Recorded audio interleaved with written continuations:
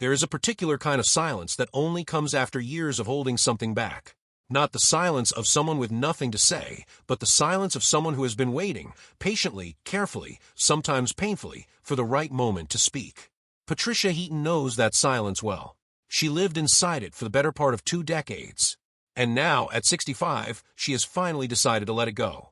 For 9 seasons, Patricia Heaton walked onto a CBS soundstage in Los Angeles and became Debra Barone, the sharp-tongued, endlessly exhausted, fiercely loving wife at the center of one of the most beloved sitcoms in American television history. Everybody Loves Raymond ran from 1996 to 2005, pulling in tens of millions of viewers every week and earning its cast a shelf full of Emmy Awards. On the surface, it looked like a dream job. A warm set, a talented cast, a nation laughing along. But surfaces, as Heaton has learned better than most, can be deceiving. What really happened during those 9 years, the things that unfolded between takes behind closed dressing room doors, in the quiet corners of a studio that looked like a suburban home but functioned like a pressure cooker, is a story that has taken Heaton years to feel ready to tell. Not because she was hiding something shameful, but because some truths take time to understand before they can be shared. Some experiences need distance before they can be looked at clearly. And some people, especially those who have spent their careers being looked at by millions, need to first figure out what the truth means to them before they hand it over to the world. Heaton grew up in Bay Village, Ohio, the third of 4 children in a Catholic household shaped by faith, discipline, and a dry Midwestern humor that would eventually make her a star. Her father, Chuck Heaton, was a sports writer for the Cleveland Plain Dealer, and her mother, Patty, passed away from a brain aneurysm when Patricia was just 12 years old. That loss, quiet and devastating, became one of the foundational experiences of her life, one she has said she carried into every role she ever played, every character she ever tried to understand from the inside out. Grief, she once reflected, teaches you things about people that no acting class ever could. It teaches you what it looks like when someone is smiling but suffering.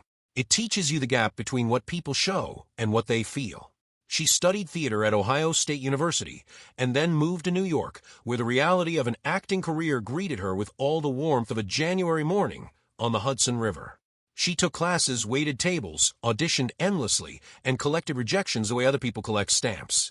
There were small roles, brief appearances, moments of encouragement, followed by longer stretches of silence. She married and divorced.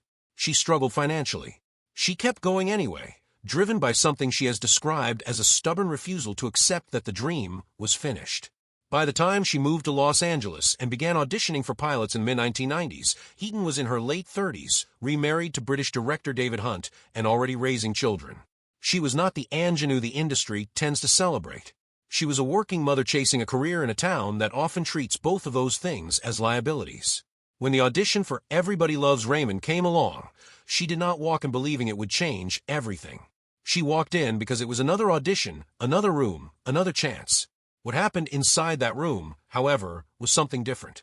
Ray Romano, lanky, self-deprecating, neurotic in most endearing way, was already attached to the project, and when Heaton read opposite him, something clicked that neither of them could have manufactured. She didn't play to him. She didn't soften her edges or smooth out the sharpness to make Debra more palatable. She pushed back. She matched him. She gave as good as she got, and in doing so, she created the dynamic that would anchor the show for nearly a decade. The producers saw it immediately. The network saw it. And Heaton, for the first time in a very long while, got the job. What she did not fully anticipate was what the job would ask of her. Not professionally. She was prepared for the hours, the memorization, the physical demands of shooting a multi-camera sitcom in front of a live studio audience every Friday. What she wasn't prepared for was how deeply the work would reach into her personal life, pulling things to the surface that she had spent years learning to keep submerged. Television, at its best, does that. It creates a container for human experience, and sometimes the people filling that container find themselves pouring more into it than they planned. The set of Everybody Loves Raymond was built around a deceptively simple premise: a married couple, their 3 kids, and the husband's parents who lived directly across the street. But the creative engine behind the show was far more complicated than its domestic comedy exterior suggested. Showrunner Phil Rosenthal, who developed the series with Romano, drew almost entirely from his own life. Arguments he had with his wife became scripts. Frustrations he felt about his own family became storylines. The show was, in a very real sense, therapy disguised as entertainment, and that meant the actors were frequently asked to inhabit emotional spaces that were uncomfortably close to real ones. For Heaton, who was simultaneously navigating a busy marriage and an expanding family while working a relentless production schedule, the emotional labor was significant. Debra Barone's frustrations at being overlooked, at carrying more than her share, at loving someone who sometimes drove her absolutely crazy, were not abstract to her. They were familiar. She has spoken carefully but honestly about the way the role served as a kind of mirror, reflecting back feelings she was processing in her own life, giving her a sanctioned space to express things that she might not otherwise have been able to say out loud. There was also the physical reality of those years that audiences never saw. Heaton was pregnant during the show's run, more than once, and the production team made a collective decision to keep that fact invisible to viewers. Debra Barone was already written as the mother of 3 children, and adding to that family was not part of the show's plan. So an entire infrastructure of concealment was quietly built around Heaton's changing body. Camera angles shifted. Wardrobe expanded, literally and figuratively, with Debra's customary fitted clothing replaced by loose layers, flowing tops, and strategically placed props. Heaton was staged behind countertops, seated when she might otherwise have been standing, partially obscured by furniture or fellow cast members.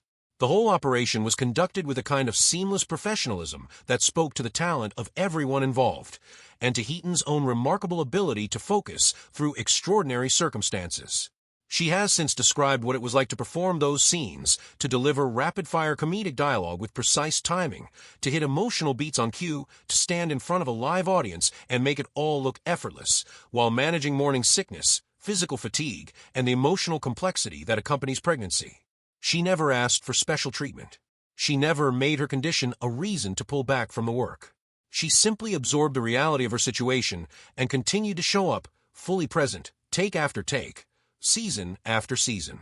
That those who worked alongside her have said is not a small thing. That is character. The cast that surrounded her was extraordinary, and the relationships within that ensemble were as complicated as any family, which, given the nature of the show, was perhaps appropriate. Ray Romano was a genuinely gifted comedian who was also, by multiple accounts, a perfectionist who cared deeply about the quality of every single scene.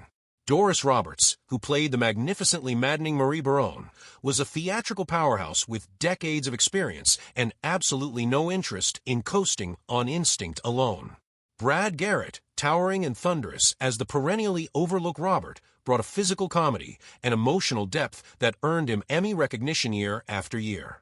And Peter Boyle, who played the gruff and hilarious Frank Barone, was a man whose on-screen bluntness masked a private warmth and a private pain that most of his colleagues only partially understood. Heaton has spoken about Peter Boyle with a tenderness that reveals how much the relationship meant to her. Despite surface-level political differences, she leaned conservative in a town that skewed sharply the other direction. She and Boyle developed a genuine respect and affection that transcended disagreement. They could argue about ideas and then laugh together 10 minutes later. That capacity, she has said, is something she values deeply and finds increasingly rare. When Boyle died in December 2006, just over a year after the show ended, Heaton was among those who spoke about him with unmistakable grief. She did not eulogize a colleague. She mourned a friend. What few people knew at the time of Boyle's final seasons on the show was that he had been quietly battling a serious illness. He did not want the knowledge of his condition to alter how his colleagues treated him, how the writers approached his character, or how audiences watched him perform. So he kept it private. He kept coming in. He kept delivering. And those final seasons of the show, rewatched with the knowledge of what he was carrying, take on a weight that no one fully appreciated in real time. Heaton has reflected on that, on the way some people insist on completing what they started, on working through pain rather than surrendering to it, on the specific courage it takes to show up when the easiest thing would be to stay home. That same quality, showing up, refusing to quit, absorbing difficulty without making it everyone else's problem, is one that she has applied to her own life, sometimes to a fault. Because there were years, particularly the later ones on Raymond and the period that followed, when Heaton was struggling in ways she did not let anyone fully see. The demands of the show, the complexity of her private life, the persistent pressure of being a public figure with strong public opinions in an industry that frequently punished people for having them, all of it accumulated. And she found a way to manage the accumulation that worked, until it didn't. Alcohol, she has said, crept into her life the way it often does, gradually, socially, reasonably at first. A glass of wine at the end of a long Friday taping. Drinks at industry events where standing in a room full of people felt easier with something in your hand. Cocktails that marked the beginning of time off, that signaled the transition from the performed self to the private one. None of it looked like a problem from the outside. She was still working. She was still present. She was still, by virtually every external measure, functioning at the highest level. But inside, something had quietly shifted. The drinking had moved from occasional to habitual, from habitual to necessary, from necessary to something she noticed she could no longer imagine doing without. She was not someone who ended up in the tabloids over it. There were no spectacular incidents, no public embarrassments, no dramatic interventions staged by worried friends. It was subtler than that, and in some ways the subtlety made it harder to confront. It is easier to acknowledge a problem when it announces itself loudly. When it whispers, when it hides inside normalcy, when it wears the costume of relaxation and sociability, it can go unexamined for a very long time. What finally made her look at it directly was not a single catastrophic event, but an accumulation of smaller moments of honesty. A morning when the mental noise felt too loud.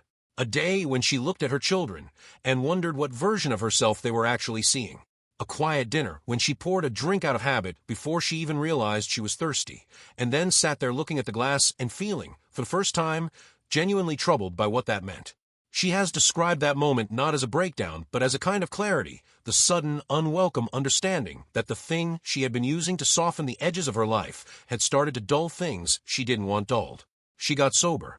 She did it without fanfare, without a publicist, without a redemption narrative prepackaged for media consumption. She attended meetings. She built a support system. She leaned on her faith, which had always been central to her identity, even when other parts of that identity were fracturing. And she stayed quiet about it for more than 2 years, not because she was ashamed, but because she was still figuring out what the experience meant to her, what she had learned from it, and whether sharing it publicly would serve anyone beyond herself. When she finally did speak about it, in interviews, in social media posts, in the plain-spoken way that has always characterized her public communication, the response caught her somewhat off guard. She had expected the usual mixture of support and skepticism that accompanies any celebrity confession. What she found instead was an outpouring from women, particularly women in their 50s and 60s, who had been carrying similar stories in silence, and who had assumed that their silence was the only appropriate response. She had not intended to start a conversation, but she had named something that many people recognized and had been waiting for someone to name first. There is a particular demographic, women past 50, women who built careers and raised families and met every expectation and kept every appointment, who are drinking more heavily than previous generations, and who are also among the least likely to seek help because the image of a person who needs help with alcohol does not match the image they have of themselves or that the world has.